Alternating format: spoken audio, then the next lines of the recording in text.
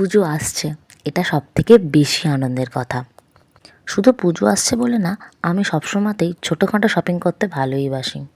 এই নতুন রকমের কানেরটা খুব ট্রেন্ডিংয়ে এসেছিল, তাই আমি যখনই দেখলাম আমার বন্ধু তার হোয়াটসঅ্যাপ স্ট্যাটাসে দিয়েছে এই রকম টাইপের জুয়েলারি সে সেল করছে, সঙ্গে সঙ্গে কিনে ফেললাম। তোমরা বলো তোমাদের কেমন লাগছে? কোনো একটা ভিডিওই অবশ্যই আমি তোমাদের পড়ে দেখাবো।